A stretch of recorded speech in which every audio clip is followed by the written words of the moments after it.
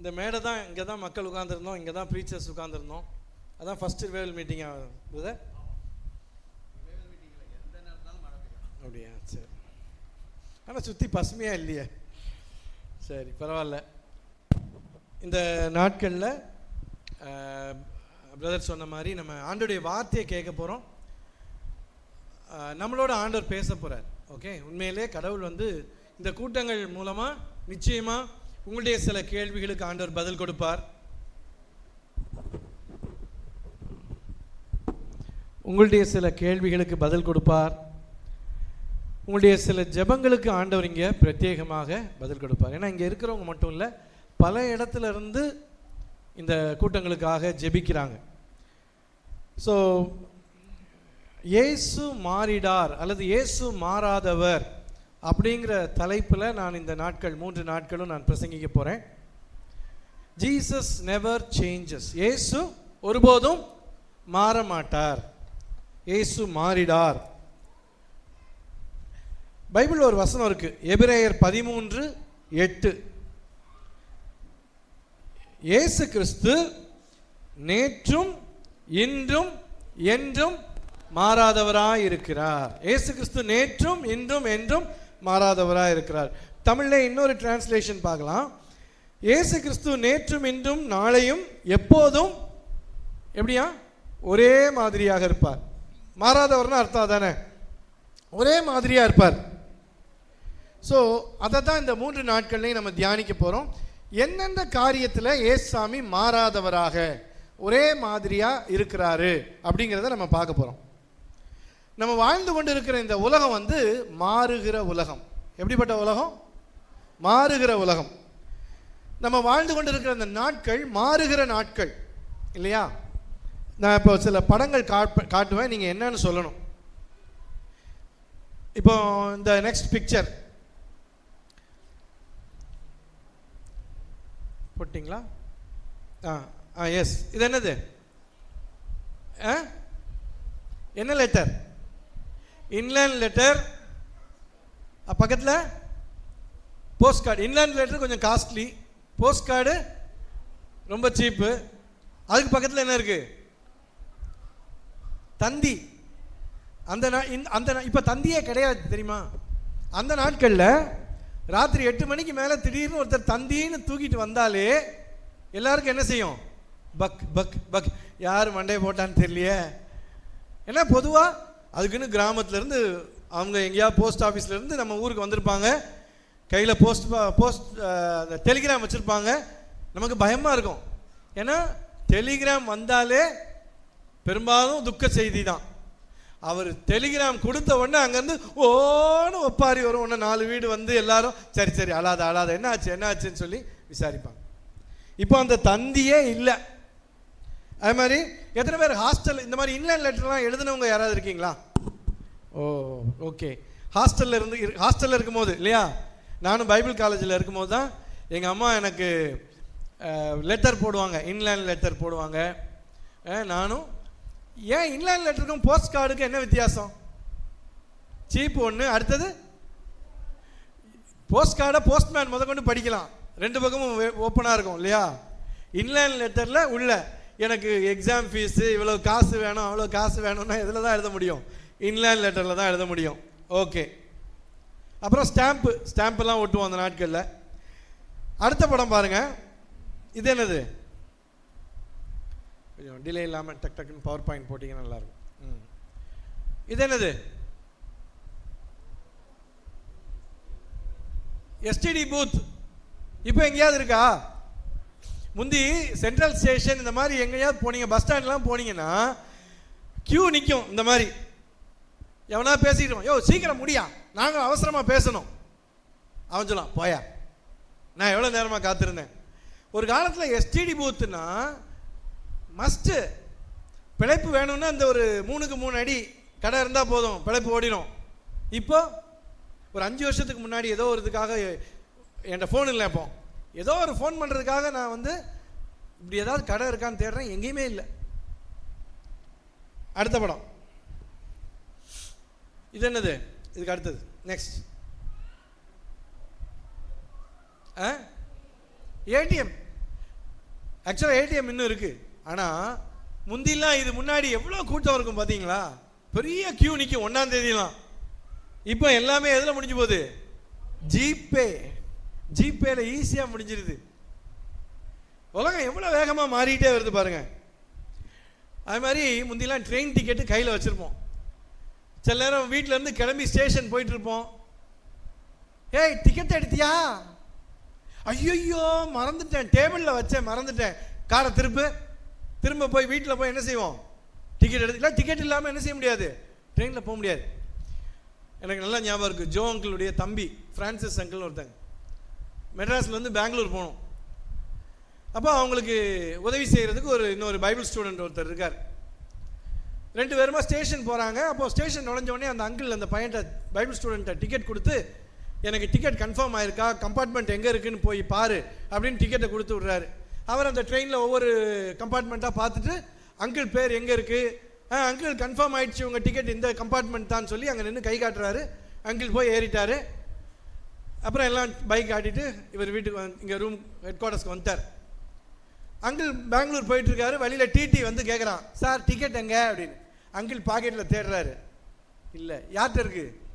அந்த Bible student இருக்குது. அவர்கிட்ட போய் என் டிக்கெட் கன்ஃபார்ம் ஆகிடுச்சா பாருப்பான்னு சொன்னவர் அவர் பார்த்துட்டு பாக்கெட்டில் வச்சு சென்னைக்கு வந்துட்டு நுங்கம்பாக்கத்துக்கு வந்துட்டார். அப்புறம் அந்த அங்கிள் என்ன பண்ணார்? ஃபைன் கட்டி போனார் பெங்களூருக்கு. ஜோ அங்கிளுடைய தம்பி. இப்போ எப்படி? இப்போ எல்லாம் எதில் இருக்குது? மொபைலில் இருக்குது. டிக்கெட்டு நீங்கள் உங்கள் மொபைலில் இல்லைன்னா இன்னொரு மொபைலில் இருந்து சதீஷ் டிக்கெட் எனக்கு அனுப்புங்கன்னா என்ன செஞ்சிருவார்? ஃபார்வர்ட் பண்ணிடுவார். அந்த நீங்கள் பார்த்தீங்கன்னா அந்த அடுத்த படத்தில் புக்கிங் பெரிய கூட்டம். இப்போ எல்லாமே ஆன்லைனில் புக் பண்ணிடலாம், மொபைலில் டிக்கெட் வச்சுக்கலாம், எல்லாமே ஈஸி. ப்ளஸ் அதுக்கு அடுத்து பார்த்தீங்கன்னா இந்த லாயர் எபிக்கு முன்னாடி போலியோ அந்த படம் இருக்கும் பாருங்க.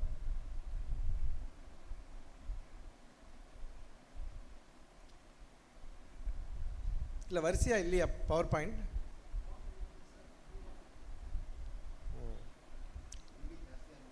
ஓகே ஓகே சரி. முந்திலாம் பார்த்தீங்கன்னா இந்த போலியோ வியாதி நிறைய பேர் அதனால பாதிக்கப்பட்டவங்க இருக்காங்க, இப்போவும் இருக்காங்க. ஆனால் இப்போ புதுசாக யாருக்கும் என்ன வர்றதில்லை, போலியோ வியாதி வர்றதில்லை. நான் போலியோ ஹாஸ்டலில் உழைச்சிருக்கேன். காஞ்சிபுரத்தில் போலியோ பிள்ளைங்களுக்காக ஒரு விடுதி உண்டு. 144 பிள்ளைங்க இருந்தாங்க. இப்போ அந்த விடுதியே மூடிட்டாங்க. ஏன்? யாருக்குமே என்ன இல்லை, போலியோ இல்லை. என்ன எதனால? போலியோ சொட்டு மருந்து, போலியோ டிராப்ஸ். அது மாதிரி சொல்லுவாங்க. ஸ்மால் பாக்ஸ், சிக்கன் பாக்ஸ் இன்னும் இருக்கு இல்லையா? சின்னம்மை அப்படின்னு சொல்லுவாங்க. பெரிய பெரிய காயமா இருக்கும். அந்த நோய் வந்துச்சுன்னா பெரிய பெரிய தழும்பு உண்டாகும். இப்போ அது இல்லவே இல்லை. ஒன்றும் இல்லை. இப்போ வந்து பண விஷயத்தில் நிலத்தினுடைய மதிப்பு, தங்கத்தினுடைய மதிப்பெல்லாம் பார்த்தீங்கன்னா முந்தி எப்படி இருந்துச்சு, இப்போ எப்படி இருக்கு. என்னுடைய நண்பர் ஒருத்தர் லாயர், அவருடைய அப்பா வந்து 1986ஆம் வருஷம் இராணுவத்திலேருந்து ரிட்டையர் ஆகிறார். இதுலேருந்து இராணுவத்திலேருந்து ரிட்டையர் ஆகிறார். அப்போ அவருக்கு பணம் செட்டில்மெண்ட் வருது 60,000 ரூபாய் 1986. அவருக்கு வந்து 60,000 ரூபாய் வருது. அப்போ ஒரு நில புரோக்கர், நிலம் விற்கிற ஒருத்தர் வந்து சொல்கிறாரு, சார் ஒரு கிரவுண்டு நிலம், அதாவது 2400 ஸ்கொயர் ஃபீட், ஒரு கிரவுண்டு நிலம் 2000 ரூபாய், நீங்கள் கொஞ்சம் நிலமாக வாங்கி முதலீடு பண்ணுங்க, நிலத்தினுடைய மதிப்பு கூடும் அப்படின்னு சொல்கிறார். ஆனால் அவருக்கு பயம், எங்கள் நிலத்தில் இன்வெஸ்ட் பண்ணி நஷ்டமாயிட்டுனா என்ன பண்ணுறது. அதனால் அவர் சேஃபாக பேங்க்கில் போட்டு கொஞ்சம் வட்டியாவது வருமேனு பேங்க்கில் போட்டார். ஆனால் 1986 2000 இருந்த அந்த ஒரு கிரவுண்டு 2010, அதாவது இதில் ஒரு 10 வருஷம், அதில் ஒரு 14 வருஷம், 24 வருஷத்தில் அந்த 2000 ரூபாய்க்கு இருந்த ஒரு கிரவுண்டு நிலம் 1 கோடியாக மாறிடுச்சு. 2000 ரூபாய்க்கு இருந்த நிலம் எவ்வளவு மாறிடுச்சு? 1 கோடி. இப்போ அவர் 60,000க்கு எவ்வளவு கிரவுண்ட் வாங்கியிருக்கலாம்? 30 கிரவுண்ட் வாங்கியிருக்கலாம். 30 கிரவுண்ட் வாங்கியிருந்தா இப்போ அவர்கிட்ட எவ்வளவு சொத்து இருக்கும்? 30 கோடி. யோசித்து பார்க்க முடியுதா? எவ்வளவு தூரம் மாறிக்கிட்டே இருக்கு. இதுதான் மாறுகிற உலகம். நான் சின்ன பையனாக இருக்கும்போது அடிக்கடி வீட்டை விட்டுலாம் ஓடி போகலாமான்லாம் யோசிப்பேன். ஆனால் யோசிப்பேன், போனால் நமக்கு யார் சாப்பாடு போடுவா? சரி, எங்கேயாவது வேலை பார்த்து சாப்பிட்ணும். அப்போது நான் ஒரு தடவை கணக்கு போட்டேன். ஒரு ஹோட்டல் முன்னாடி அந்த ஹோட்டலில் போர்டு போட்டுருந்துச்சு, 2 இட்லி 25 பைசா. அந்த ஹோட்டல் பேர் பொன் டீ ஸ்டால். பொன் டீ ஸ்டால் எனக்கு இன்னும் ஞாபகம் இருக்குது. நான் அப்போ ரொம்ப சின்ன பையன், ஃபஸ்ட் ஸ்டாண்டர்டோ என்னமோ. அந்த ஹோட்டல் முன்னாடி யோசிக்கிறேன், வீட்டை விட்டு ஓடி போய் எங்கேயாவது வேலை பார்த்து, அப்போல்லாம் சும்மா மாதம் 30 ரூபா சம்பாதிக்கிறது பெரிய காரியம். யோசித்தேன், எங்கேயாவது ஒரு சின்ன வேலைக்கு 30 ரூபா சம்பாதிச்சிட்டா காலையில் 2 இட்லி 25 பைசா, மத்தியானம் 2 இட்லி 25 பைசா, ராத்திரி 2 இட்லி 25 பைசா, 75 பைசாவில் ஒரு நாளைக்கு சாப்பிட்றலாம். மீதி எவ்வளோ இருக்கும்? 25 பைசா இருக்கும். அப்போ மாதம் எவ்வளோ வந்தால் போதும்? 30 ரூபா சம்பளம் வந்தால், இப்போ 2 இட்லி சாப்பிட்டாலே எவ்வளோ? சென்னையிலலாம் 30 ரூபா 40 ரூபா. நம்ம வாழ்ந்து கொண்டு இருக்கிற உலகம் மாறிக்கொண்டே இருக்கிறது. சரி, உலகம்தான் மாறுதா? மாறுகிற மக்கள் எப்படி மாறிக்கிட்டே இருக்காங்க. கோவிட் வந்த நாட்களில் அதுக்கு முந்தி சொல்லுவாங்க, ஐயோ எங்கள் அம்மானா எனக்கு உசுறு, எங்கள் அப்பானா எங்களுக்கு உசுறு. பெற்றோர் சொல்லுவாங்க, என் பிள்ளை தான் என் உயிர். ஆனால் கோவிட் வந்து ஒருத்தருக்கு ஒருத்தர் பரவுதுன்னு உடனே அம்மாவுக்கு கோவிட் இருக்குன்னு சொல்லி அம்மா கிட்டே போகாத பிள்ளைங்கள்லாம் இருந்தாங்க. கல்யாணம் ஆகி போன பிள்ளைங்க அம்மாவுக்கு கோவிடுன்னு தெரிஞ்ச உடனே வீட்டுக்கே வரல. அம்மாவை புதைக்கிறது கூட என்ன செய்யல, வரல. சரி, பிள்ளைங்க தான் அப்படின்னா சில அம்மா மாரும் அப்படிதான், ஐயோ வயசானவங்களுக்கு கோவிட் சீக்கிரம் வந்துடுதான், நான் வரமாட்டேன். ஆனால் அந்த அம்மா அப்பா சின்னதில் பிள்ளைகளோட எத்தனை தடவை நீ தான் என் செல்லம், நீ தான் என் உசுறு எல்லாம் பேசியிருப்பாங்கல்ல. ஆனால் காலம் மாறுகிறது. எத்தனையோ அப்படிப்பட்ட காரியங்களை நம்ம பார்க்குறோம். நம்ம ரொம்ப நேசித்து நம்பின மக்கள் சில நேரம் நமக்கு துரோகம் பண்ணுவாங்க. நம்ம நம்பி இருந்த மக்கள் நமக்கு நம்பிக்கை துரோகம் பண்ணுவாங்க. சரித்திரத்தில் ரோம சக்கரவர்த்தி ஒருத்தர், ஜூலியஸ் சீசர் அவர் பேர். அவர் ரோம சக்கரவர்த்தி, அதாவது அரசர்லேயே பெரிய அரசர், நல்ல சிறப்பான அரசர். அவருக்கு ஒரு நண்பர் உண்டு, ப்ரூட்டஸ் அப்படின்னு பேர். அந்த ப்ரூட்டஸ் பார்த்தீங்கன்னா ஆரம்பத்தில் இந்த ஜூலியஸ்க்கு ஒரு எதிரியாக தான் செயல்பட்டு இருந்தார். ஆனால் அப்புறம் காலப்போக்கில் அவங்க ஃப்ரெண்ட்ஸ் ஆகிட்டாங்க, குடும்ப நண்பர்கள் ஆகிட்டாங்க. இந்த ஜூலியஸ்ங்கிற ராஜா தான் அந்த ப்ரூட்டஸை எவ்வளவோ உயர்த்தி நல்ல அமைச்சரவையில் ஒரு முக்கியமான அமைச்சராக வச்சுருந்தார். ஆனால் காலப்போக்கில் அந்த ப்ரூட்டஸ்ங்கிற மனுஷனுக்கு கொஞ்சம் கொஞ்சமாக அந்த ராஜா மேலே வெறுப்பு. இந்த ராஜா இத்தனை வருஷமாக ஆட்சி செய்து கொண்டிருந்தா ஏதோ ஒரு விதத்தில் நம்முடைய நாடு பாதிக்கப்படும் அப்படின்னு சொல்லி அவரும் சில நண்பர்களும் சேர்ந்து என்ன பண்ணாங்க, இந்த ஜூலியஸை கொல்லணும் அப்படின்னு திட்டமிடுறாங்க. எங்க கொல்றது? ஜூலியஸ் வந்து ஒரு பெரிய போர் வீரன், அவர் கூட எப்போ ராணுவம் இருந்துகிட்டே இருக்கும். அப்ப யோசித்தாங்க, இவர் மந்திரி சபைக்கு மட்டும்தான் ராணுவம் இல்லாம வருவாரு, தனியா வருவாரு, அப்ப மந்திரி சபையில வச்சு இவரை கொன்றலாம் அப்படின்னு சொல்லி ஒரு குறிப்பிட்ட நாள் மார்ச் மாதம் 15ஆம் தேதி கிமு 44, அதாவது ஏசாமி பிறக்கிறதுக்கு 44 வருஷத்துக்கு முன்னாடி கிமு 44ல் மார்ச் மாதம் 15ஆம் தேதி மந்திரி சபை கூடுது. அன்னைக்கு இவங்க எல்லாருமே கத்தியோட ஆயுதத்தோட மந்திரி சபைக்குள்ள போறாங்க. ப்ரூட்டஸ் மற்றும் நிறைய நண்பர்கள், மந்திரிகள். ஜூலியஸ்க்கு எதுவுமே தெரியாது. அந்த ஜூலியஸ் அன்னைக்கு அவருக்கு ஜுரம். அப்போ அவங்க மனைவி சொல்றாங்க, நீங்க போகாதீங்க, மந்திரி சபைக்கு ஒன்று உங்களுக்கு ஜுரம், அடுத்தது எனக்கு ஒரு கெட்ட சொப்பனம் வந்துச்சு, நீங்க போகாதீங்க, உங்களுக்கு ஆபத்து வர்ற மாதிரி எனக்கு சொப்பனம் வந்துச்சு. ஆனால் ப்ரூட்டஸ் வந்து மந்திரி சபைக்கு போகல, ஜூலியஸ் மந்திரி சபைக்கு போகல. அப்போ அந்த ப்ரூட்டஸ் எல்லாம் காத்திருக்காங்க, என்ன இன்னும் ராஜா வரல. உன்ன சொல்றாங்க, ஏய் ப்ரூட்டஸ், நீ தான் ராஜாவுக்கு ரொம்ப க்ளோஸ், போய் என்னன்னு பார்த்துட்டு வா. அப்போ மெதுவாக ப்ரூட்டஸ் வீட்டுக்கு வரான், ராஜா அரண்மனைக்கு வரான். அங்கே ராஜா ரெடியாக தான் இருக்காரு, இன்னும் வரல. அப்போ கேட்குறான், என்ன ராஜாவே நீங்கள் இன்னும் வரல, நாங்கள்லாம் உங்களுக்காக காத்திருக்கிறோம். இல்லைப்பா எனக்கு உடம்பு சரியில்லை, ப்ளஸ் என்னுடைய மனைவிக்கு வந்து ஒரு கெட்ட சொப்பனம், அதனால் வேண்டான்னு சொல்கிறாங்க. உடனே அவன் சொல்கிறான், ராஜாவே நீங்கள் எவ்வளோ பெரிய வீரர், இந்த மாதிரி மனைவி ஒரு சொப்பனம் கண்டாங்கிறதுக்காக நீங்களாம் வராமல் இருந்துருவீங்களா? உங்கள் வீரத்தை பற்றி எனக்கெல்லாம் தெரியும் அப்படின்னு மெதுவாக கொஞ்சம் ஏற்றி விடுவார். உடனே அவர் என்ன சார், சரிப்பா போகலாம் அப்படின்னு மந்திரி சபைக்கு வந்துடுவார். கூட்டம் நடந்துகிட்டு இருக்கும்போது அவங்க எல்லாரும் சொல்லி வச்ச மாதிரி எல்லாரும் ஒன்று போல எந்திரிச்சு ராஜாவை குத்த வருவாங்க. அவரும் ஆயுதம் வச்சிருப்பாரு. தனி ஒரு ஆளா எத்தனையோ பேரை சண்டை போட்டு சமாளிச்சுக்கிட்டே இருப்பாரு. திடீர்னு ஒரு இடத்துல அவருக்கு பின்னாடி இருந்து யாரோ குத்த வராங்கன்னு பார்த்து திரும்புவாரு. பார்த்தா ப்ரூட்டஸ் கையில கத்தியோட இருக்கான். அவனை பார்த்த உடனே அவருக்கு, ஏன்னா ரொம்ப அவனை நேசிச்சு அவனை வளர்த்து ஆளாக்குனாரு. அப்ப அவர் சொல்வாரு, யூ டு மை சைல்டு, என் மகனே நீயுமா எனக்கு எதிராக. ஷேக்ஸ்பியர் இதை பத்தி எழுதும்போது அவர் சொல்றாரு, ஈவன் யூ ப்ரூட்டஸ், ப்ரூட்டஸ் நீயுமா. அந்த ராஜா கையில் இருந்த கத்தி அப்படியே கீழே விழுந்துருச்சு. அதாவது அந்த ப்ரூட்டஸ் கத்தி குத்தி ராஜா சாகல, ப்ரூட்டஸ் என்னை கொல்றதுக்காக கத்தி எடுத்துட்டானேங்கிற அந்த வேதனையிலேயே அந்த ராஜா என்ன செஞ்சிட்டாரு, மனதளவில் செத்து போயிட்டார். உண்மையிலே இன்னைக்கு இப்படிப்பட்ட எத்தனையோ துரோகங்களை உலகத்தில் நம்ம சந்திக்கிறோம். கணவன் மனைவி, பெற்றோர் பிள்ளைங்க, நண்பர்கள், சிலர்லாம் சாகிற வரைக்கும் நமக்கு கூட இருப்பாங்கன்னு நினைப்போம், நம்மளை கைவிட்டு போயிடுவாங்க. மாறுகிற உலகம், மாறுகிற மக்கள், எத்தனையோ காரியங்கள் மாறிட்டு வருது. ஆனா ஆண்டவராய் இயேசு கிறிஸ்து மட்டும்தான் மாறாதவர். நம்முடைய சூழ்நிலை எதுவா இருந்தாலும் ஆண்டவர் மாறாதவர். நம்ம தான் வாசனம், இயேசு கிறிஸ்து நேற்றும் இன்றும் என்றும் மாறாதவர். இந்த பைபிள்ல ஏசாமி எப்படி இருந்தாருன்னு நம்ம வாசிக்கிறோமோ அதே காரியத்தை ஏசாமி இன்னைக்கும் செய்ய வல்லவராக இருக்கிறார். ஒரு பையனுக்கு வியாதி, சின்ன வயசுலேயே ஒரு கொடூரமான வியாதி.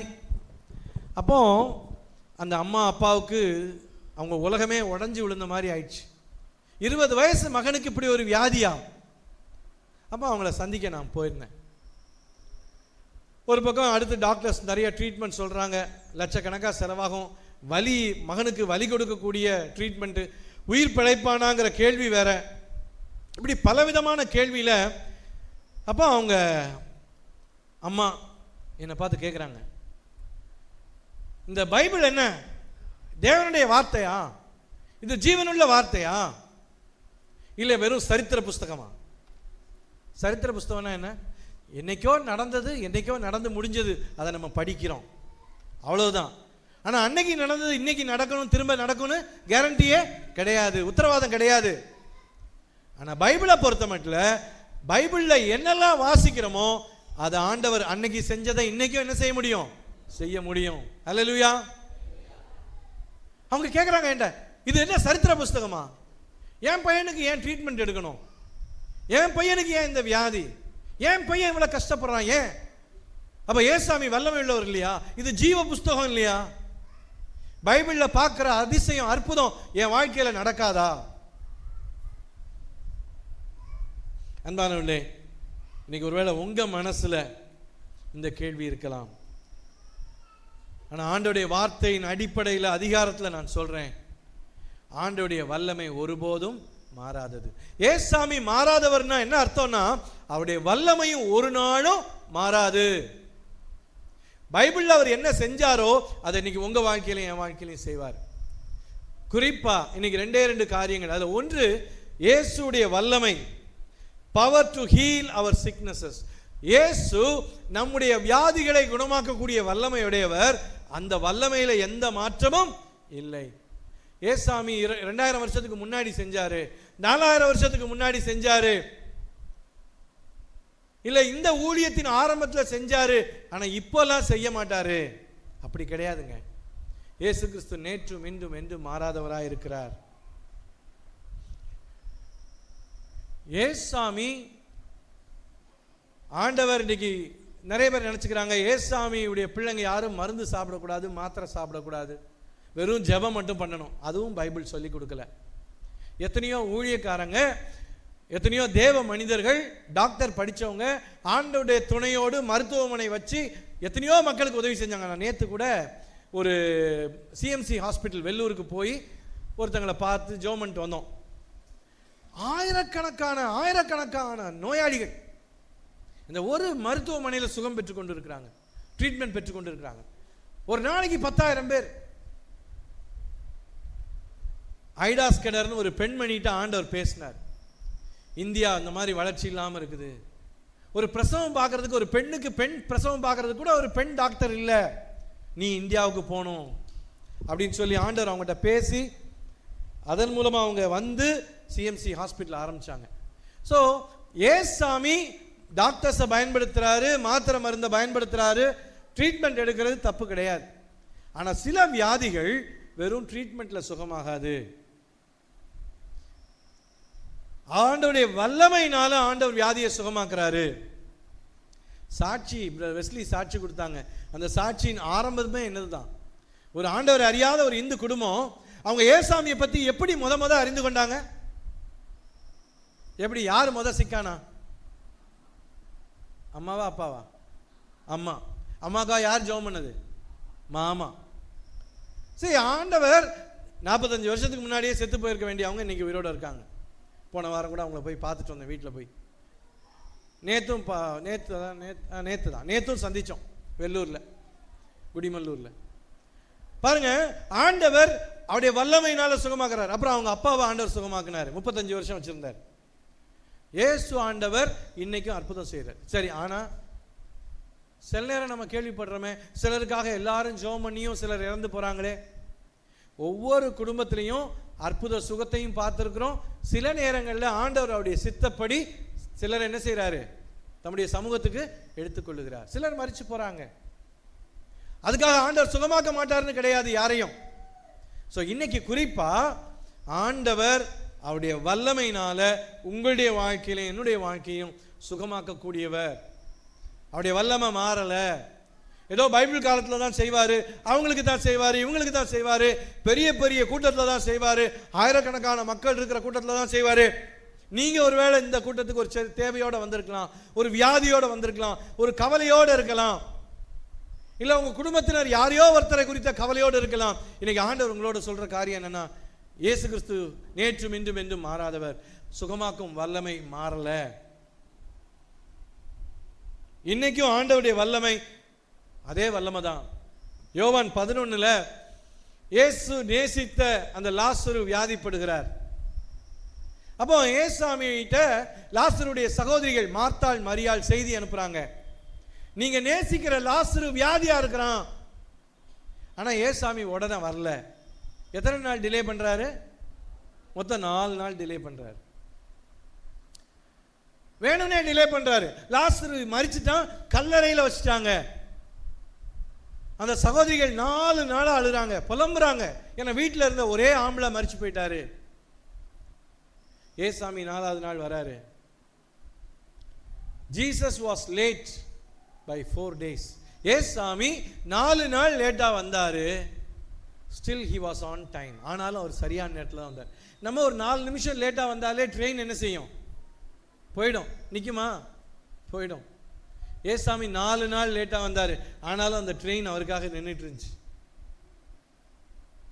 அந்த லாசருவை கல்லறையில் வச்ச பிறகும் லாசருவேன்னு பேர் சொல்லி கூப்பிட்டாரு. லாசருவே வெளியே வான்னு சொன்னாரு. வெளியே வந்தான். அதுக்கு முன்னாடி கல்லை எடுத்து போட சொன்னாங்க, அப்புறம் கட்டுகளை அவிழ்க்க சொன்னாங்க. ஏசாமி அவங்க எதிர்பார்த்ததை விட ஒரு பெரிய அற்புதத்தை செஞ்சாரு. அன்பான ஏசாமி இன்னைக்கும் அற்புதங்கள் செய்கிற தேவன். இன்னைக்கு உங்களுக்கு அந்த விசுவாசம் இருக்கிறதா? வெறும் மருந்து மாத்திரையை நம்பி நம்முடைய வாழ்க்கை இல்ல. மருந்து மாத்திரை எடுக்கிறது தப்பு கிடையாது. ஆனா ஒருவேளை டாக்டர்ஸ் முடியாதுன்னு சொன்னதுனால எனக்கு இது சுகமே ஆகாதுன்னு கிடையாது. எத்தனையோ பேர் டாக்டர்ஸ் உனக்கு குழந்தையே பிறக்காதுன்னு சொன்னவங்களுக்கு ஆண்டவர் இன்னைக்கு குழந்தையை கொடுத்திருக்கிறாரு. ஹல்லேலூயா, ஹல்லேலூயா. மெடிக்கல் சயின்ஸ் விளக்கவே முடியாது, இந்த வியாதி இன்னும் சுகமே ஆகாது, ஆனா ஆண்டவர் சுகமாக்கி இருக்கிறாரு. நான் இருந்த, அதாவது ஹாஸ்டல் நடத்தியிருந்த அநேக ஆண்டுகளுக்கு முன்பாக ஈகாடுத்தாங்கல்ல பாய்ஸ் ஹாஸ்டல். இப்போ நிறைய பையங்க இருந்தாங்க, 20க்கு மேலே இருந்தாங்க. அப்போ மணிப்பூரை சேர்ந்த ஒரு பையன் மிமின் அப்படின்னு அவன் பேர், மிமின், இங்கே படிக்கிறதுக்காக சென்னை வந்த ஒரு பையன். அப்போ நான் வந்து ஊழியத்துக்காக மணிப்பூர் போயிருந்தேன். நாங்கள் அங்கே போயிருந்த நேரத்தில் இங்கே அந்த மணிப்பூர் பையனுக்கு ஜாண்டிஸ், மஞ்சள் காமாலை வியாதி. மஞ்சள் காமாலை வியாதி வந்தால் என்ன கலரில் மாறுவாங்க? மஞ்சளாக மாறுவாங்க, கண்ணு எல்லாம். மணிப்பூர் ஆட்களை பார்த்துருக்குறீங்களா? அவங்க எப்படி இருப்பாங்க? அவங்களும் கொஞ்சம் கொஞ்சம் மஞ்சளாக தான் இருப்பாங்க. இவருக்கு ஆளே வெள்ளை வெள்ளைன்னு இருப்பார், மஞ்சள். இதில் மஞ்சக்காமாலை, எங்கள் பசங்களுக்கு இவருக்கு மஞ்சக்காமாலை வியாதின்னு கண்டுபிடிக்க தெரியல. அவர் ரொம்ப நாளாக ஜுரம், கொசு வலைக்குள்ளே படுத்துருக்கிறாரு. கொசு வலையை தூக்கி சாப்பாடு வைக்க, கஞ்சி வைக்க வேண்டியது, மாத்திரை கொடுக்க வேண்டியது, இப்படியே கொசு வலைக்குள்ளேயே அவரை வச்சுட்டாங்க. கடைசியாக சுகமாகலைன்னொடனே டாக்டர்கிட்ட சரி போகலான்னு போய் டாக்டர்கிட்ட கூப்பிட்டு போனால் டாக்டர் ஜெயச்சந்திரன் அங்கே கூப்பிட்டு போகிறாங்க. சனிக்கிழமை டாக்டர் எல்லாம் செக் பண்ணிவிட்டு எனக்கு ஃபோன் பண்ணுறாரு. நான் மணிப்பூரில் ராத்திரி 11 மணி இருக்கும். நான் அங்கே உள்ள நம்முடைய சர்ச்சில், ஃபெலோஷிப் சர்ச்சில் நான் நடந்து ஜோம் பண்ணிகிட்டு இருக்கேன். அடுத்த நாள் காலையில் நாங்கள் பிரசங்கம் பண்ணணும். நான் வந்து பிரசங்கம் பண்ணுற வசனம் வந்து இயேசு கிறிஸ்து நேற்றும் இன்றும் என்றும் மாறாதவர். இந்த வசனத்தை கிட்டத்தட்ட 20 வருஷத்துக்கு முன்னாடி அங்கே ஏதோ ஒரு என்ன செய்தி கொடுத்தேன்னு எனக்கு ஞாபகம் இல்லை. மெசேஜ் ஆயத்தப்படுத்திக்கிட்டு இருக்கேன். லாசரு வாழ்க்கையை பற்றி நான் பேச போகிறேன். மெசேஜ் ப்ரிப்பேர் பண்ணிகிட்டு இருக்கேன். எனக்கு டாக்டர் ஃபோன் பண்ணி சொல்கிறாரு, கிருபா அந்த பையன் மிமின் வந்தான், பார்த்தேன், அவனுடைய பிலிரூபின் லெவல்லாம் இவ்வளோ ஹையாக இருக்குது, இன்னைக்கு ராத்திரி அவன் செத்து போயிடுவான். அவங்க அம்மாக்கெல்லாம் சொல்லிவிடுங்க. ஏன்னா அவங்க அம்மா மணிப்பூரில் இருக்காங்க, அங்கேருந்து வரணுன்னா 3 நாள் ஆகும். அவங்க சொந்தக்காரங்களுக்கெல்லாம் சொல்லியிருக்க, கிருபா இன்னைக்கு ராத்திரி எப்படியா செத்து போயிடுவான், கண்டிப்பாக செத்து போயிடுவான். எனக்கு அதுக்கு மேலே மெசேஜே ஓடலை, ப்ரிப்பேர் பண்ணவே வரல, அழுகையாக வருது. அவங்க அம்மா படிக்க அனுப்பியிருக்காங்க பையனை, எங்கள் ஹாஸ்டலில் தங்கியிருக்கிறான், இப்போ செத்து போயிட்டான்னு எப்படி பணத்தை அனுப்புறது மணிப்பூருக்கு? அப்போ நான் ஆண்டவர்கிட்ட கேட்டேன், ஆண்டவரே நான் நாளைக்கு காலையில் இதே ஆலயத்தில் இயேசு கிறிஸ்து நேற்றும் இன்றும் என்றும் மாறாதவராக இருக்கிறான்னு பிரசங்கம் பண்ணணும். இப்போ இன்னைக்கு ராத்திரி அவன் செத்து போயிட்டான்னா ஏதோ இந்த ஒரு சம்பவத்துக்காக நீ மாறாதவர் இல்லை, நீ மாறுறவர்னு நான் சொல்ல போறது இல்லை. ஆனாலும் நான் பிரசங்கம் பண்ணும்போது என் வாயில என்ன இருக்காது? வார்த்தையில் ஜீவனே இருக்காது. இயேசு கிறிஸ்து நேற்றும் என்றும் என்றும் மாறாதவராக இருக்கிறார். லாசருவை ஆண்டவர் செத்தவனை உயிரோடு எழுப்பினார்னு சொல்ல வருமா எனக்கு வாயில? வராது. ஆண்டவர்கிட்ட கேட்டேன், ஆண்டவரே, ஏன்னா அந்த டாக்டர் ஜெயச்சந்திரன் வந்து பொதுவாக டயக்னோசிஸில் கரெக்டாக சொல்லுவேன். அந்த பிரான்சிஸ் அங்கிளுக்கு த்ரோட் கேன்சர் வந்துச்சு, ஜோங்களுடைய தம்பிக்கு. எல்லாரும் ஆளுக்கு ஒன்று சொல்லிக்கிட்டு இருந்தாங்க. அப்போ ஜோங்கள் போய் நீ போய் பார்த்து சொல்லுப்பா அப்படின்னு. அப்போ போய் பார்த்துட்டு ஜோங்களுக்கு லெட்டர் போட்டார். அங்கிள் இப்போ இருக்கிற நிலைமையில் இன்னும் 7 நாள் இருப்பார், அதுக்குள்ளே இறந்துருவார். எக்ஸாக்டாக 7வது நாள் ஃப்ரெண்ட்ஸ் அங்கிள் இறந்துட்டாங்க. எனக்கு இதெல்லாம் தெரியும், இவர் நல்ல கரெக்டாக டயக்னோஸ் பண்ணுவார்.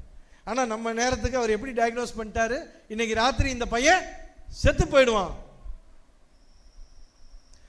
அந்த அன்னைக்கு ஜோமனோ எல்லாத்தையும் சர்ச்சில், ஹாஸ்டலில் எல்லாத்தையும் சொல்லி, ஆண்டவரே டாக்டர் இப்படி சொல்கிறாங்க, ஆனால் நம்முடைய வேதம் இப்படி சொல்லுது, லாசரு செத்து 4 நாள் ஆன பிறகு உயிரோடு எழுப்புனீங்க. இயேசு கிறிஸ்து நேற்றும் இன்றும் என்றும் மாறாதவர். அன்னைக்கு லாசருவை எழுப்புனீங்க, இன்னைக்கு இந்த மிமின் இவனை எழுப்புங்க சுவாமி. ராத்திரியெல்லாம் ஜெபம் பண்ணிட்டு இருந்தேன். எனக்கு திரும்ப ஹாஸ்டலுக்கு ஃபோன் பண்ணவே பயம். எனக்கு என்னென்னா, ஏதாவது துர்ச்செய்தி ஆனால் அவங்க எனக்கு ஃபோன் பண்ணுவாங்க. அது வரைக்கும் நானாக ஃபோன் பண்ண மாட்டேன், காத்துக்கிட்டே இருக்கேன். காலையில் வரைக்கும் எனக்கு ஃபோனே வரல, அப்பா இன்னும் சாகலை. சாயங்காலம் நான் மணிப்பூர்லேருந்து அருணாச்சல் போனோம். அப்போ நான் மெதுவாக, அப்போ கொஞ்சம் தைரியம் வந்துருச்சு. ஏன்னா கிட்டத்தட்ட 24 மணி நேரமாக ஒன்றும் ஆகலை. அப்போ ஃபோன் பண்ணி கேட்டேன், என்ன அவர் அன்கான்ஷியஸாக இருக்கார், நேற்று ராத்திரிலேருந்து கோமாலேயே இருக்கார், சுயநினைவு இல்லாமல் இருக்கிறாரு. அப்போ நான் சொன்னேன், ஆண்டவரே நேற்று ராத்திரி சாக வேண்டிய ஆளுக்கு 24 ஹவர்ஸ் எக்ஸ்டெண்ட் பண்ணியிருக்கீங்க, கண்டிப்பாக காப்பாற்றிடுவீங்க. எனக்கு உண்மையிலே அந்த ராத்திரி 24 மணி நேரம் ஃபெய்த் வந்து கேள்விக்குறியாக தான் இருந்துச்சு. விசுவாசமும் இருந்துச்சு, அவிசுவாசமும் இருந்துச்சு. ஏசப்பா ஏசப்பா, ஐயோ செத்துருவாரோ, ஏசப்பா ஏசப்பா காப்பாத்துங்க, ஐயோ செத்துருவாரோ, ஏசப்பா செத்துருவாரோ. ஆனால் அந்த அடுத்த நாளுக்கு அப்புறம் கண்டிப்பாக பிழைச்சிருவார் நம்ம. அன்பாலே அந்த தம்பி ஆண்டவர் காப்பாற்றி அப்புறம் அவங்க அம்மாலாம் வந்து கொஞ்ச நாள், ஏன்னா ரொம்ப பாதிக்கப்பட்டிருந்தார், ட்ரீட்மெண்ட்லாம் எடுத்து. நான் இப்போ மணிப்பூர் போகும்போதெல்லாம் அவரை பார்ப்பேன். ஒரு பெரிய கல்லூரியில் முதல்வராக இருக்கிறார். டாக்டரேட் PhD முடிச்சுட்டு போஸ்ட் டாக்டரேட் பண்ணி இப்போ ஒரு பெரிய கல்லூரி முதல்வராக இருக்கிறார். ஹல்லேலூயா. இயேசு கிறிஸ்து நேற்றும் இன்றும் என்றும் மாறாதவராக இருக்கிறார். லாசருவை உயிரோடு எழுப்பிய தேவன் உங்களுடைய என்னுடைய வியாதியை சுகமாக்குகிற தேவன். இன்னைக்கு நான் இவ்வளவு தூரம் உயிரோடு இருக்கிறேன்னா ஆண்டவருடைய கிருபை. சமீபத்தில் கூட ஒரு சில வலிப்பு வியாதியினால சிலருக்கு வந்த பாதிப்புகள் அதெல்லாம் குறித்து நான் கேள்விப்படும் போது எனக்கு சின்னதில் 100 தடவைக்கு மேலே வலிப்பு, 100 தடவை எத்தனையோ தடவை வந்திருக்கு, ஹண்ட்ரட்ஸ் ஆஃப் டைம், நூற்றுக்கணக்கான முறை எனக்கு வலிப்பு வியாதி வந்திருக்குது. ஆண்டவர் அந்த வியாதியிலேருந்து எனக்கு சுகம் கொடுத்துருக்கிறார். கம்ப்ளீட்டாக சுகமாயிடுச்சு. நான் தண்ணியில் குளிக்கும் போது எனக்கு வலிப்பு வந்திருக்கு, ரோட்டில் சைக்கிளில் போகும்போது வலிப்பு வியாதி வந்திருக்குது. எங்கேயோ ஒரு இடத்துல நான் விழுந்து நாய் மாதிரி விழுந்து செத்து போயிருந்திருக்கலாம். ஆனால் என்னை உயிரோட காப்பாற்றணும்னு ஆண்டவர் சித்தம் கொண்டார். எனக்கு அந்த வியாதியிலிருந்து சுகம் கொடுத்தார். இயேசு கிறிஸ்து மாறாதவர், அவருடைய வல்லமை மாறாதது. இன்னைக்கும் அவருடைய சுகமாக்கும் வல்லமை மாறல. இரண்டாவது காரியம், power to transform our lifes. நம்முடைய வாழ்க்கையை மாற்றும்படியான ஆண்டவருடைய வல்லமை மாறவில்லை. இயேசுவின் சுகமாக்கும் வல்லமையும் மாறல, உங்களுடைய என்னுடைய வாழ்க்கையை மாற்றக்கூடிய இயேசுவின் வல்லமையும் மாறவே இல்லை. பைபிள்ல அப்போஸ்தலர் 9ஆம் அதிகாரத்தில் பவுல் என்ற ஒரு மனிதன், அதாவது அவருடைய சவுல் பவுலா மாறினார்னு பார்க்குறோம். எபிரேய பெயர் சவுல், கிரேக்க பெயர் பவுல். ஓகே, எல்லாம் ஒரே தான். அந்த பவுல் ஆண்டவர் மாத்தினாரு. நமக்கு நிறைய பேர் நினைச்சுக்கணும், ஒரு கிறிஸ்தவங்களை கொடுமைப்படுத்தி கொண்டிருந்த பவுல் மாறினாரு, உண்மைதான். ஆனா அதை விட அந்த பவுலுக்கு ஆண்டவரை அறிவதற்கு முன்பாக பாவத்தோடு ஒரு போராட்டம் இருந்தது. பாவத்துக்கு அடிமையா இருந்தாரு. அந்த பாவத்திலிருந்து ஆண்டவர் அவரை விடுவித்தாரு. அவரே சொல்றார் பாருங்க, ரோமர் 7ஆம் அதிகாரத்திலிருந்து ஒரு சில வசனங்களை நான் வாசிக்கிறேன். ரோமர் 7:15 ஒரு சில வசனங்கள். எப்படி எனில் நான் செய்கிறது, அதாவது அந்த பவுல், அப்போஸ்தலனாகிய பவுல் சொல்றாரு, நான் செய்கிறது எனக்கே சம்மதி இல்லை. நான் என் வாழ்க்கையில சில பாவங்கள் செய்கிறேன், அந்த பாவத்தை செய்யறது எனக்கே இஷ்டம் இல்லை. அன்பார்களே, நான் பல வருஷமா 19 வருஷமா பாவத்துக்கு அடிமையா இருந்தவன். நீங்களும் நிச்சயமா நீங்க ரட்சிக்கப்பட்டவங்களா இருந்தாலும் ஒரு காலத்துல பாவத்துக்கு அடிமையா இருந்தவங்க தான். நம்ம பாவம் செய்யற வரைக்கும் செய்யணும் செய்யணும் செய்யணும்னு இருக்கும். ஒரு தப்பு, ஏதோ ஒரு பாவம், அந்த பாவம் செய்யற வரைக்கும் நமக்கு எப்படி இருக்கும்? செய்யணும் செய்யணும் செய்யணும். செஞ்ச உடனே அடுத்த வினாடியே என்ன வரும்? சூப்பர் செஞ்சாச்சின்னு வருமா? செஞ்சிட்டமே, செய்யாம இருந்தா நல்லா இருந்திருக்குமே. நல்லா அழுதுருக்கிறேன். சில நேரம் சில பாவ பழக்கத்தை 10 நாள் 15 நாள் 1 மாசம் செய்யாம இருந்துட்டு திடீர்னு ஒரு நாள் இணங்கி கொடுத்துருவேன், விழுந்துருவேன், அழுகழுகியா வரும். நான் செய்கிறது எனக்கே சம்மதி இல்லை. நான் விரும்புகிறதை செய்யாமல் நான் வெறுக்கிறதையே செய்கிறேன். அதனால ஏதோ ஒரு குறிப்பிட்ட பாவம்னு கிடையாது. குடியா இருக்கலாம், சிகரெட்டா இருக்கலாம், ஒரு தவறான உறவா இருக்கலாம், இல்ல வேறு கெட்ட வார்த்தை பேசுற பழக்கமா இருக்கலாம், பொய் சொல்ற காரியமா இருக்கலாம், கண்களின் இச்சையா இருக்கலாம், ஒரு தவறான வீடியோ பார்க்கிற ஒரு அடிமைத்தனமா இருக்கலாம். ஏதோ ஒரு பாவம், அது உனக்கும் ஆண்டவருக்கும் தெரியும். நீங்க செய்யறது உங்களுக்கே சம்மதி இல்லை. நீங்க விரும்புகிறதை நீங்க அதை விரும்பவே இல்லை, ஆனா அதை தான் செஞ்சுட்டு இருக்கீங்க. நான் வெறுக்கிறதையே செய்கிறேன். சொல்ல போனா அதை நீங்க வெறுக்கிறீங்க. உங்க மனசாட்சி உங்களை வதைக்குது, ஆனாலும் அதைத்தான் செய்றீங்க. ரோமர் 7:17 ஆதலால் நான் அல்ல, எனக்குள் வாசமாயிருக்கிற பாவமே அப்படி செய்கிறது. பவுல் சொல்றாரு, என் குடுமையை ஒன்று பிடிச்சுக்கிட்டு இருக்கு, அது என்ன செய்யுது? ஆட்டி வைக்குது. நான் சில இதை செய்யக்கூடாதுன்னு நினைக்கிறேன், அதை என்ன செய்ய வைக்குது. எதை செய்யணும்னு நினைக்கிறேனோ அதை செய்ய விட மாட்டேன். அதுதான் என்னுடைய பாவ சுபாவம். 24ஆம் வசனம், நிர்பந்தமான மனுஷன் நான், இந்த மரண சரீரத்தினின்று யார் என்னை விடுதலை ஆக்குவார்? ஓ unto me, ஐயோ எனக்கு ஐயோ. அன்பார்ந்தவர்களே, இன்னைக்கு ஒரு ஆலோசகரா சில குடிகார மக்களை நான் சந்திச்சிருக்கேன். குடியினால் அவங்களுடைய குடும்பமே பிரிஞ்சு போச்சு. வெஸ்லி அண்ணனை வந்து அவங்க பிரிஞ்சிருக்கிற நாட்களில் 2009 அப்போ தான் நம்முடைய நல்ல சமாரியன் ஊழியம் தனியாக ஆரம்பித்தோம். அவங்கள பார்க்கும்போது உண்மையிலே அவங்க அழுதாங்க. ஏன்னா அவங்க சொன்னாங்க, சாட்சி சொல்லும்போது, அவங்க ஒய்ஃபுடைய வீக்னஸ் என்ன?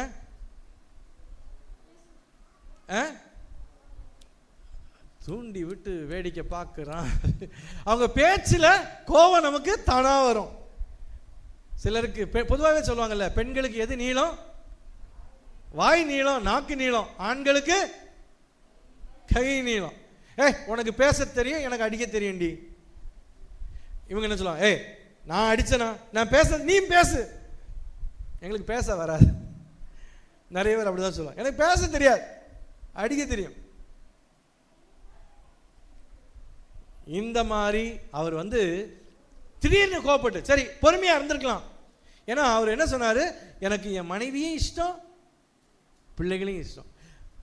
ஏதோ இஷ்டம் இல்லாம ஒரு தவறான உறவுல ஒய்ஃப் அடிக்கல, ஒய்ஃப் பிள்ளைங்களை சண்டை போடல, கோபம், கட்டுப்படுத்த முடியாத கோபம் அடிச்சிடாரு. அவங்க வீட்டில், மாமனார் வீட்டில் என்ன சொல்லுவாங்க, இவரை நம்பி நாங்கள் பையனை, என் பொண்ணை அனுப்ப முடியாது.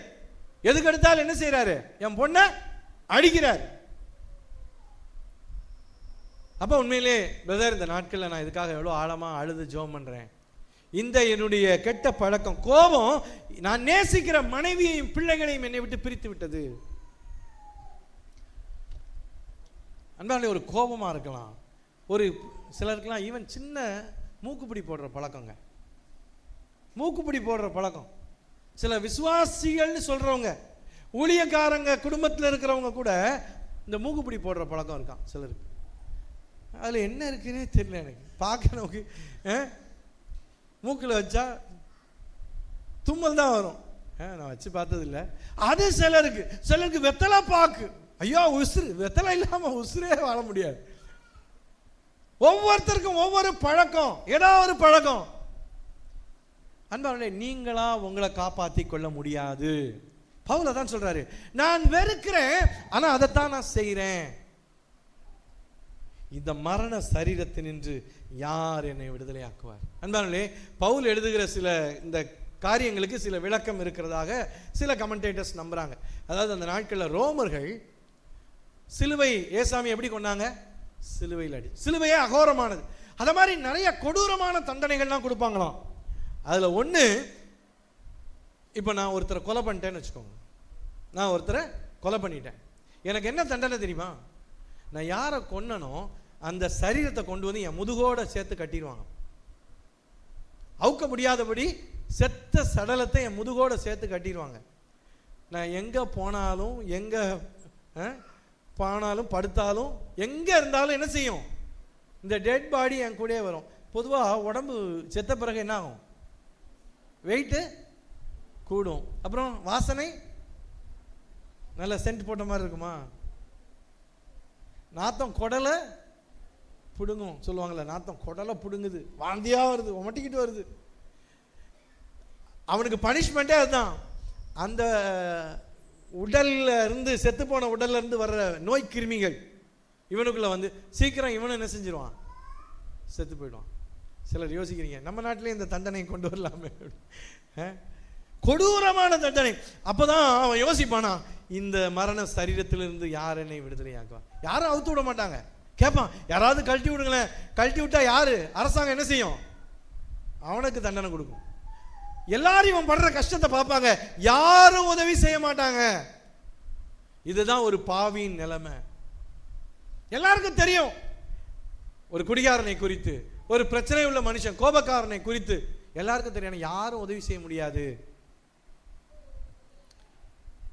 அது மாத்திரமல்ல, பவுல் சொல்றாரு, நிர்பந்தமான மனுஷன் நான்.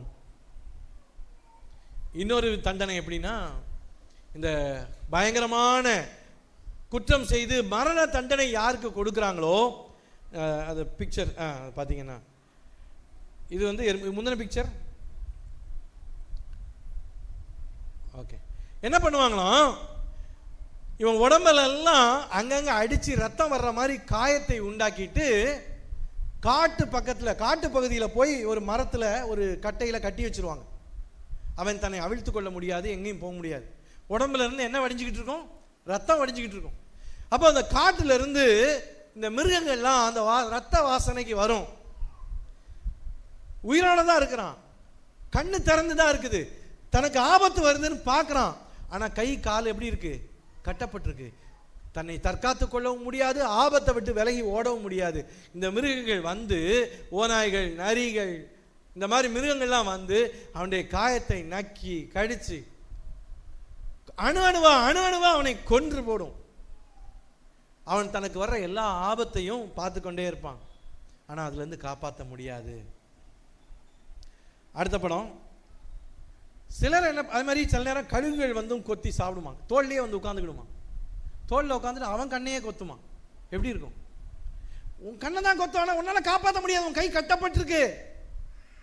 அடுத்த படம், இவனுக்கு என்ன பண்ணுவாங்களாம், ஆல்மோஸ்ட் அரைகுறை நிர்வாணத்தில் அவனை வச்சுட்டு உடம்புல ஃபுல்லா தேனை ஊற்றுவாங்களாம். ஐயோ நல்லா இருக்கே இந்த பனிஷ்மெண்ட்னு யோசிக்கிறீங்களா? தேனை ஊற்றி திரும்ப அந்த மாதிரி காட்டுக்குள்ள கட்டி போட்டுருவாங்க.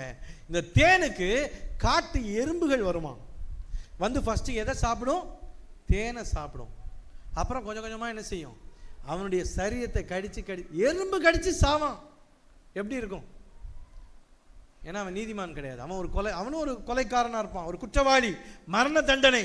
பவுல் இவனை பார்க்கும்போது மக்கள் யாராவது இந்த வழியா போனா சொல்லுவாங்களாம், நிர்பந்தமான மனுஷன், ஐயோ பாவம், இவனுக்கு வந்த நிலைமை யாருக்கும் வரக்கூடாதியா.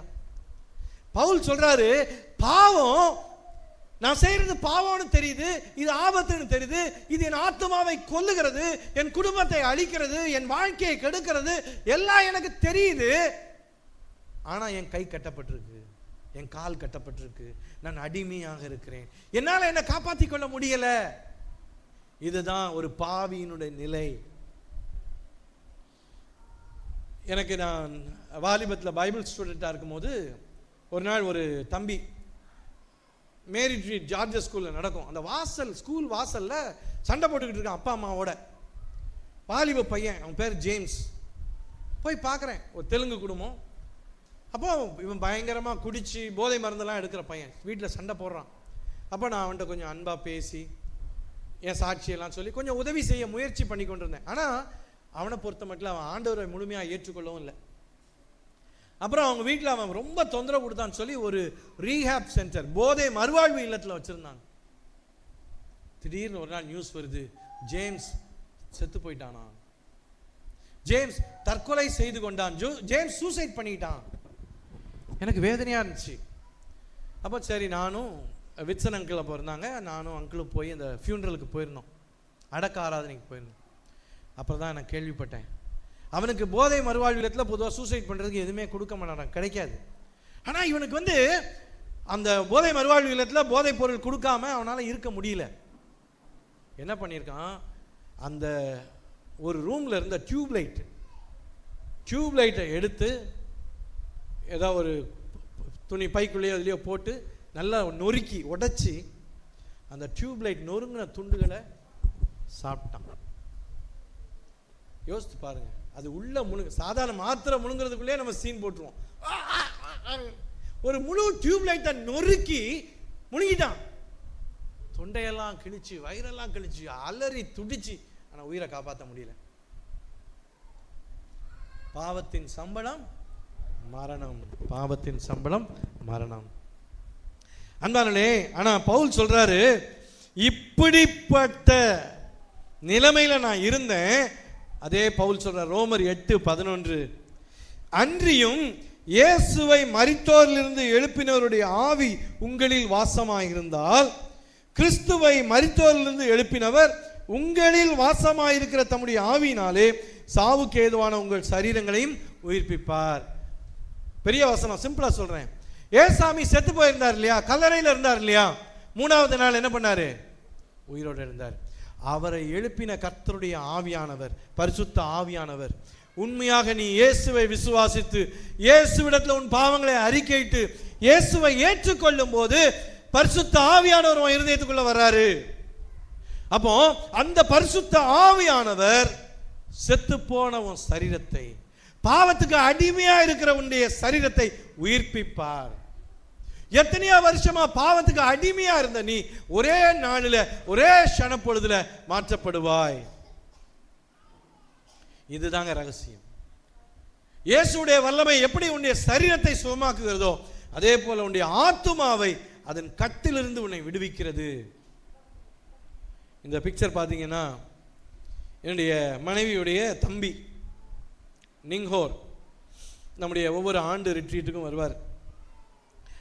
இவர் வாலிப வயசுல ரொம்ப திமிர் பிடிச்சவங்கன்னு சொல்லுவோம்ல, ரொம்ப கொழுப்பு.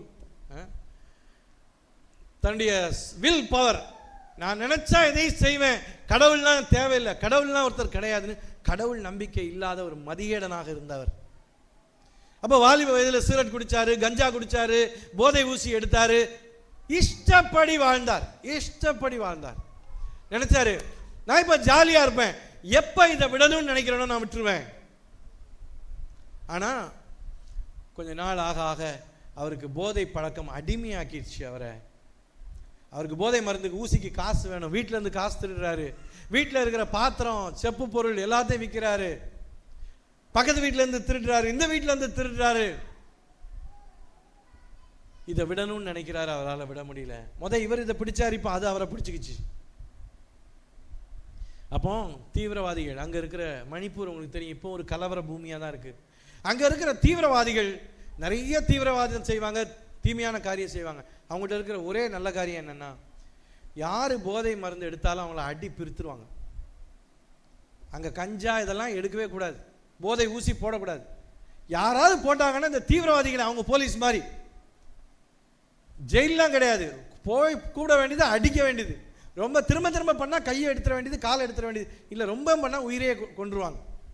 அப்போ இவரை கூட்டு போய் முறையா ஒரு மலைக்கு கூட்டு போய் அவரை உள்ளங்காலிலேயே அடின்னு அடிக்கிறாங்க. பாதத்தில் கம்பை வச்சு அடின்னு அடிச்சு உள்ளங்காலெல்லாம் புண்ணாயிடுச்சு. அவரால் நடந்து வீட்டுக்கு வர முடியல. ரோட்ல தவண்டு வர்றார், முழங்கால் போட்டு நடந்து வர்றார். சரி, ஆனா அவருக்கு பிடிவாதம்.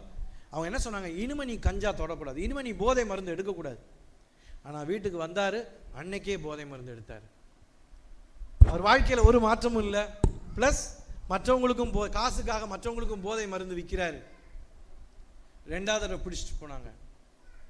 உடம்பெல்லாம் அடி, முகத்துல எல்லாம் அடி, அப்படியே முகம்லாம் வீங்கி போய் இன்னொரு தடவை தொட்ட நான் கொன்றுவோன்னு சொல்லிட்டு வீட்டுக்கு அனுப்புறாங்க. வீட்டுல கதவை தட்டுறாரு. அவங்க அம்மா கதவை திறந்தாங்க.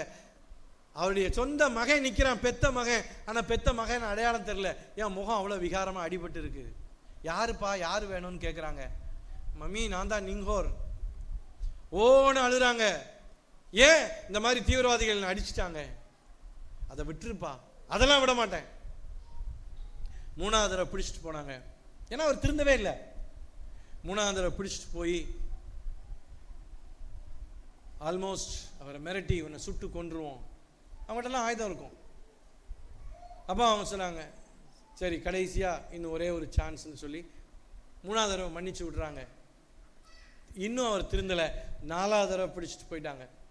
அப்போ சொல்லிட்டாங்க, இப்போ நீ ஒரு வைரஸ், நீயும் போதை மருந்து எடுக்கிற, அடுத்தவங்களுக்கு போதை மருந்து விற்கிற, உன்னை கொல்ல போறோம். உன் கடைசி ஆசை என்ன? அப்போ சொல்றாரு, எங்க அம்மாவை பார்த்துட்டு வந்துடுறேன், சாகிறதுக்கு முந்தைய எங்க அம்மாவை பார்த்துட்டு வந்துடுறேன். சரி போ. உடனே அவர் தப்பிக்கலாம்னு நினைக்காத, கொன்றுவோம்.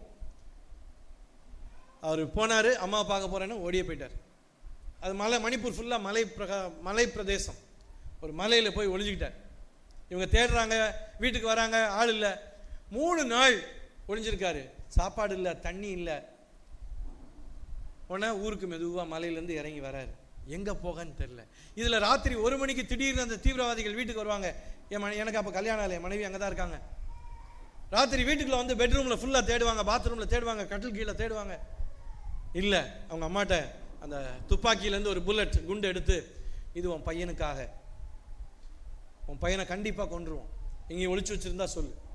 அவங்க அம்மா சொல்றாங்க, இல்ல என் பையன் இன்னும் ரட்சிக்கப்படல, இப்ப நீங்க கொன்னுட்டீங்கன்னா நரகத்துக்கு போவான், ஒரு மன்னிப்பு கொடுங்க, 2 காலையும் வேணா வெட்டுங்க, உயிரை கொல்லாதீங்க. அவங்க சொன்னாங்க, இல்ல இல்ல உயிர், இந்த குண்டு அவனுக்கு தான்.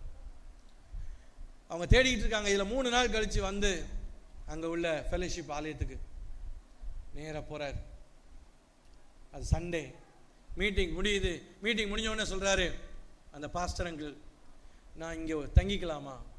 எத்தனையோ தடவை ஆலயத்துக்கு கூப்பிட்டா வரமாட்டார். ஆனால் அன்னைக்கு இப்போ உயிருக்கு பயம், தீவிரவாதிகள் வேறு தேடுறாங்க, நான் இங்கே தங்கிக்கலாமா? சரி தங்கிக்கோப்பா. கிட்டத்தட்ட எத்தனையோ நாளாக தங்குறாரு. போதை மருந்து எடுக்கல, ஏன்னா சர்ச்சில் யாரும் கொடுக்கல. அவருக்கு ராத்திரி தூக்கமே வரல. எத்தனையோ நாளாக தூக்கம் இல்லை. அவர் காலில் அப்படியே தீப்பிடிச்சு எறிகிற மாதிரி. அவர் சொல்ல லிட்டரலா 2 பக்கெட்டில் தண்ணி வச்சுட்டு வலது கால் ஒரு பக்கெட்டில் இடது கால் ஒரு, ஏன்னா தீப்பிடிச்சு எறிகிற மாதிரி இருக்கு, கால் அப்படியே எரியுது. அவருக்கு போதை மருந்து எடுக்காதனால இப்படியெல்லாம் கஷ்டப்பட்டு ஒரே ஒரு நாள் கடைசியாக தன்னுடைய படுக்கைக்கு அருகிலே முழங்கால் படிட்டு, ஆண்டவரே நான் ஒரு பாவி, நான் செய்த பாவத்தினால தான் இன்னைக்கு என் உயிருக்கு ஆபத்து, என் சரீரம் இவ்வளவு கஷ்டப்படுது, என்னை காப்பாற்ற கூடுமானால், என்னை ரட்சிக்க கூடுமானால் என்னை ரட்சியும் சொல்லி அன்னைக்கு படுக்கைக்கு பக்கத்துல முழங்கால் போட்டு ஒரு சின்ன ஜெபம் செஞ்சார். அப்புறம் எந்திச்சு படுத்தாரு கட்டில. 8 மணி நேரம் ஒரு குழந்தை மாதிரி தூங்கினாரு. அது வரைக்கும் எத்தனையோ நாளா தூங்கவே இல்லை, பைத்திய மாதிரி இருந்தாரு. ஆனா ஆண்டவர் தூக்கத்தை கொடுத்தாரு. அந்த பழக்கத்திலிருந்து விடுதலை கொடுத்தாரு, அந்த ஆசையிலிருந்து விடுதலை கொடுத்தாரு. ஹல்லேலூயா. இன்னைக்கு நீங்க போட்டோ பாத்தீங்க இல்லையா? இன்னைக்கு ஆண்டோடைய ஊழியத்தை செஞ்சு அப்படிப்பட்ட ஹோம், அப்படிப்பட்ட போதைக்கு அடிமையா இருக்கிறவங்களுக்கு போய் வார்த்தையை கொடுத்து அவங்கள ரட்சிப்புக்குள்ள வழி நடத்தி கொண்டிருக்கிறார். ஹோம் நடத்திக்கிட்டு இருக்காரு, போதை மறுவாழ்வு இல்லம் நடத்தி கொண்டிருக்கிறார். பவுலை ரட்சித்த தேவன், பாவம் நான் விரும்பாத தீமையை செய்கிறேன், நிர்பந்தமான மனுஷன் நான், இந்த மரண சரீரத்திலிருந்து யார் என்னை விடுதலையாக்க முடியும்னு கேட்ட பவுல ரட்சித்த என் இயேசு அன்னைக்கு ரட்சித்தது மட்டும் இல்ல, இப்பவும் போதைக்கு அடிமையா இருந்து துப்பாக்கி குண்டுக்கு மிரளாத பயப்படாத என்னுடைய உறவினரை அவருடைய அன்பு, சிலுவையின் அன்பு, சிலுவையின் வல்லமை, உயிர்த்தெழுதலின் வல்லமை, பரிசுத்தாவின் வல்லமை அவரை ரட்சித்து ஒரு ஊழியக்காரனாக மாற்றி இருக்கிறது. அன்பான சகோதரனே சகோதரியே, நீங்க எத்தனை வருஷமா எந்த பாவத்துக்கு அடிமையா இருக்கீங்களோ எனக்கு தெரியாது. பிசாசு சொல்லுவான் உன்னால இனிமே முடியாது. இந்த பொய்யை என்கிட்ட சொல்லியிருக்கான். எத்தனை தடவை நீ முயற்சி பண்ணி பார்த்துட்ட, எத்தனை தடவை விழுந்துட்ட, நீ எல்லாம் முடியாது, நீ நரகத்துக்குனே பிறந்தவன். சாட்சி சொல்றவங்க எல்லாம் நல்லவங்க, அவங்க எல்லாம் பாவியா இருந்தாங்க, இப்ப ரட்சிக்கப்பட்டாங்க, மாறிட்டாங்க. நீ எத்தனை தடவை விழுந்து போயிட்ட, நீ எத்தனை தடவை வேஷம் போட்டுக்கிட்டு இருக்க, ஒன்னால முடியாது. அப்படிதான் நானும் நம்பிட்டு இருந்தேன். ஆனா நீங்க ஒரு மாதிரி ஒரு சில சாட்சிகளை கேட்கும் போது, இந்த பாவி மாற முடியுமானால் ஏன் இந்த பாவியால் மாற முடியாது அப்படிங்கிற நம்பிக்கையோட தான் நான் ஏசாமிக்கு என்னுடைய வாழ்க்கையை 19 வயதுல ஆண்டவருக்கு ஒப்பு கொடுத்தேன். ஆண்டவர் என் வியாதியை சுகமாக்கினார், என் வாழ்க்கையை மாற்றினார். இயேசு கிறிஸ்து நேற்றும் இன்றும் என்றும் மாறாதவர். அவருடைய வல்லமை மாறல, சுகமாக்கும் வல்லமையும் மாறல, ஜீவியத்தை மாற்றும் வாழ்க்கையை மாற்றும் வல்லமையும் மாறல. இந்த கூட்டங்கள் உங்களுக்காக, நீங்க மாற்றப்படணுங்கிறதுக்காக. ஆனா நீங்க ஆண்டவர்ட்ட வரணும். என்னுடைய உறவினர் நிங்கோர் கட்டிலுக்கு பக்கத்துல முழங்கால் படிட்டு, தேவனே பாவியாகிய என்மேல் கிருபையாயிரும்னு சொல்லி ஜெபிச்சது போல நீங்க ஜெபம் பண்ணீங்கன்னா ஆண்டவர் உங்க வாழ்க்கையை மாற்றுவார். ஜெபம் பண்ணலாமா? முழங்கால் படியிட கூடியவங்க முழங்கால் படிடுங்க, இல்ல எழுந்து நில்லுங்க. இன்னைக்கு என்ன ஆண்டவர் சாட்சி மூலமா, செய்தி மூலமா உங்களோட பேசினாரோ நீங்க ஜெபிங்க. நாங்க ஒரு பாடலை பாடுவோம். அந்த பாடல் பாடும்போது நீங்க பாடணும்னு அவசியம் இல்லை. நீங்க ஆண்டவரிடத்துல, ஆண்டவரே என்னை மாற்றும், உம்முடைய வல்லமை எனக்கு வேணும், என் குடும்பத்தில் நம்முடைய சுகம் வேணும், என் வாழ்க்கையில உம்முடைய பரிசுத்தம் வேணும், மாற்றம் வேணும், என் பிள்ளைங்க மாறணும், என் கணவர் மாறணும், என் மனைவி மாறணும். ஆண்டவர்கிட்ட சொல்லுங்க. ஆண்டவர் உங்களை மாற்ற வல்ல தேவன்.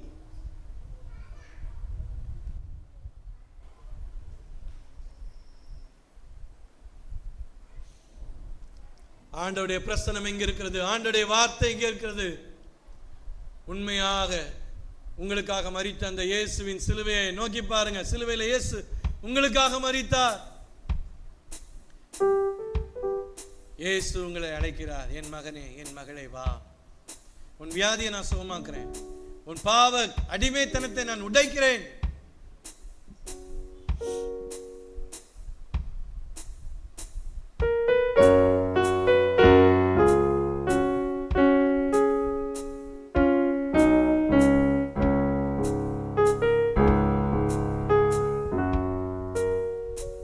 இயேசு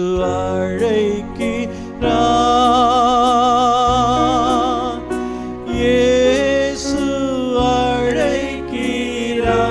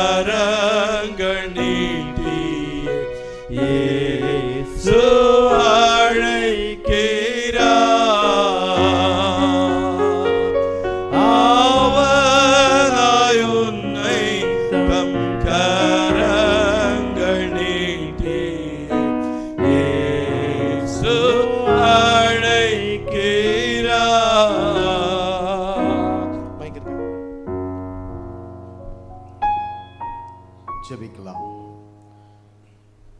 இயேசு மாறாதவர் என்ற அருமையான ஒரு செய்தி. உலகத்தில் எல்லாம் மாறினாலும் அவர் மாறாதவர். அன்பானவர்களே, இன்றைக்கு ஆண்டவர் உங்களோடு பேசியிருக்கிறார். அவரை நோக்கி நாம் ஜெபிப்போம். ஆண்டவரே, அருமையான ஒரு பாடல். துன்ப நேரத்திலும் எங்களுக்கு ஆறுதல் அளிக்கிறவர். எங்கள் சூழ்நிலைகள் எதுவாக இருந்தாலும் நாங்கள் ஆவலாயும் மண்டையிலே ஓடி வரும் பொழுது எங்களுக்கு நீர் ஆறுதலை அல்ல, ஆறுதல் மாத்திரம் அல்ல, சுகத்தையும் மாறாத உங்களுடைய ஸ்நேகத்தையும் ஆண்டவரே இன்னும் அதிகமாய் கொடுக்கிற ஒரு நல்ல தேவன். ஆண்டவரே, இந்த மாலை நேரத்தில் யாரெல்லாம் உம்மிடத்துல உம்முடைய முகத்தை நோக்கி பார்த்தார்களோ ஒவ்வொருத்தருடைய வாழ்க்கையிலும் ஆண்டவரே அந்த ஆறுதலையும், இனம் புரியாத அந்த ஆறுதல், இந்த உலகத்தில் எங்கேயும் கிடைக்காத ஆறுதல், உம்மிடத்துல மாத்திரம் கிடைக்கிற அந்த ஆறுதல் இந்த வேளையில் ஒவ்வொருத்தருக்கும் நீர் தாரும், நம்பிக்கையை தாரும். ஏன்னா என் இயேசு மாறாதவர், நான் நம்புகிற தேவன் மாறாதவர். உலகம் மாறும், சூழ்நிலைகள் மாறும், மனிதர்கள் மாறலாம், ஆனால் நான் நம்புகிற தேவன் மாறாதவர். எவ்வளோ அருமையான ஒரு செய்தி ஆண்டவரே. இந்த செய்தியின் மூலமாக நீர் யாருடைய இருதயத்தை தொட்டு இருக்கிறீரோ இன்று நீர் அவர்களோடு இடைப்படும்படி ஜெபிக்கிறோம். உடைய ஆவியானவர் அவர்களோடு இடைப்படட்டும். ஒவ்வொருவரையும் உடைய கரத்தை நீட்டி நீர் ஆசீர்வதி. எதிர்பார்ப்போடு, ஆசையோடு, நம்பிக்கையோடு வந்திருக்கிற ஒவ்வொருவரையும் இந்த நேரத்தில் உடைய கரத்தை நீட்டி தொட்டு ஆசீர்வதிக்க வேண்டுமாய் ஜெபிக்கிறோம். இயேசுவின் மூலமாய் கேட்கிறோம் எங்கள் நல்ல பிதாவே, ஆமென். ஆசீர்வாதம் நம்முடைய கர்த்தராகிய இயேசு கிறிஸ்துவின் கிருபையும் பிதாவாகிய தேவனுடைய அன்பும் பரிசுத்தாவின் ஐக்கியமும் வல்லமையும் நம் அனைவரோடு கூட இப்பொழுதும் எப்பொழுதும் இருப்பதாக. ஆமென்.